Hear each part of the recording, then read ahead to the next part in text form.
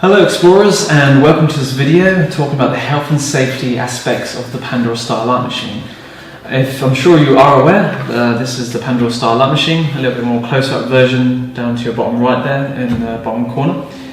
So it's a therapeutic lamp that's used for personal use as well as commercial use for therapies, for sound healing, for personal exploration, for any state of consciousness that you want to get into.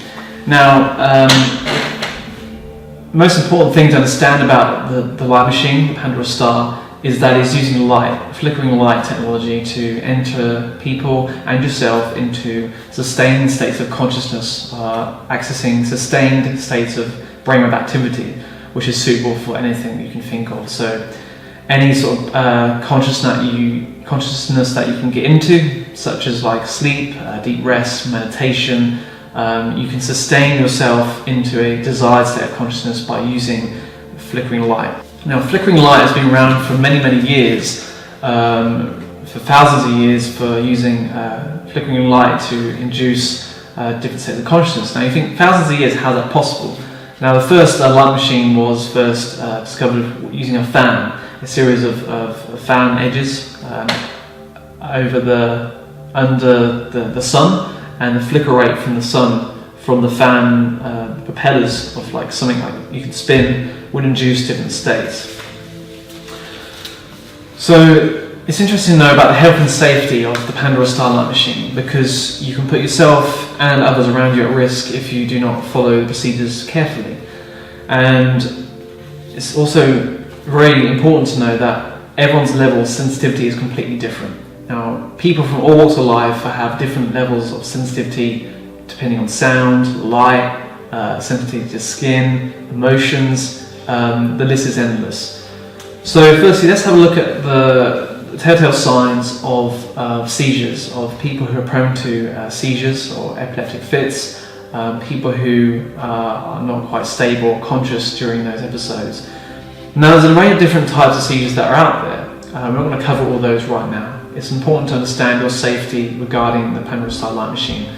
So there's a few things which come into account which can cause seizures, can cause fits. One is dehydration, lack of water intake during the day, which you can be dehydrated, which can lead to stress and anxiety. These can sometimes cause seizures themselves. Now, another thing also is depending on the state of mood, how calm you are, how anxious you are. Depending on how anxious and calm you are, it's important to feel calm before you have a session, especially when it's your first time or any time at all, because your brainwaves can be all over the place during your whole lifetime, during your waking life too. So it's important to have a real deep care with giving sessions to people, friends, family, making sure that you sign a consent form, which is a simple page which is ticking boxes to understand if that person is suitable to go under the Pandora Star light machine. Now, there's some signs that you may or may not be aware of. If you have recently purchased the Pandora Star light machine yourself for your own personal sessions, and perhaps you want to give your partner or your friends or your family a session, then it's just important to make sure that you are aware, regardless if you're using this commercially or personally. Now, there are telltale signs of what happens during a seizure, or coming up to one, is that the brain can be overloaded with a lot of processes coming in if you're already quite anxious, or it depends on what's going on internally. So you have to make sure that people sign a consent form, or you are aware of how they are.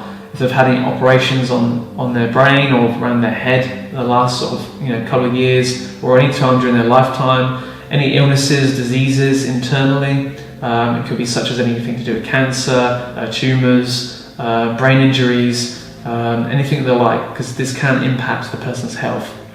You're dealing with flickering light technology, white flickering light, which when it's activated, it goes straight through the closed eyelids, straight to the centre of the brain. It basically supercharges the brain with light, and your receptors in your brain, such as your pineal gland and your pituitary gland, can be completely changed through the use of light. So although we don't sell this as a commercial health aid for wellness of physical problems. We use it as a more of a therapeutic aid for consciousness, for meditation, for relaxation, because nothing can be fully proved, because there needs to be a lot more research done with over 25,000 people being under the light, and currently we don't have that research.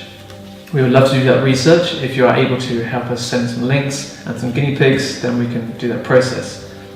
So let's go straight on to understanding about seizures. Now, there's a few signs to understand about when someone has a seizure. The first sign is the rolling back of eyes. Perhaps you can see the white part of the eye only.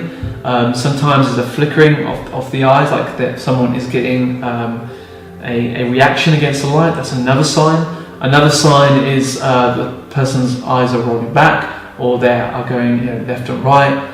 They can become stiff.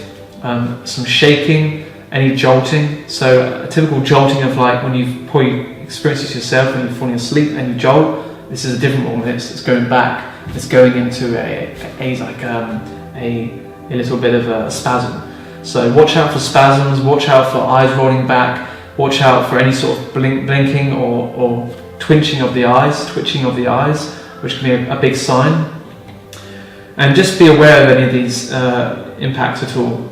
Now, if someone is reacting against the light and you see them jolting a lot and their eyes are flickering, and this might be a prelude to a seizure itself. Now, these can be quite scary, but they can be dealt with professionally if you use these professional care, aftercare, and before care, and during the time this is happening.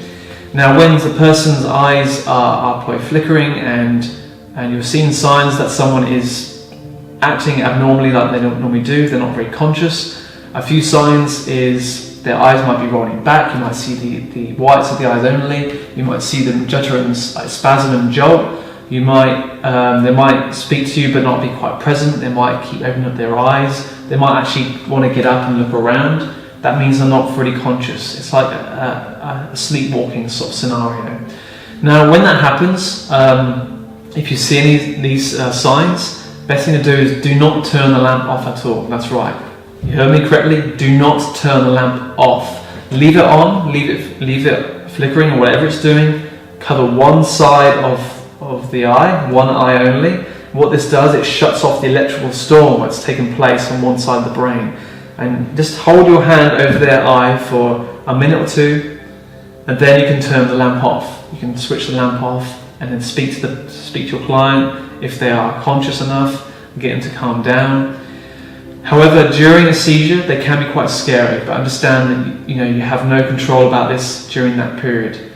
Now, when this person has a seizure or it's in a seizure state, it can be quite frightening to watch. There might be some drooling from the mouth, so make sure that you turn their head to the side, because you don't want them to choke on their saliva and basically drown in their saliva. So they might drool a little bit. So the best thing to do is just turn them onto their side, allow them to surpass the seizure. It doesn't last forever. It's very short-lived, but during that time it can be a little bit scary. But the operations before this happening, if you follow these steps correctly, that seizure should never happen.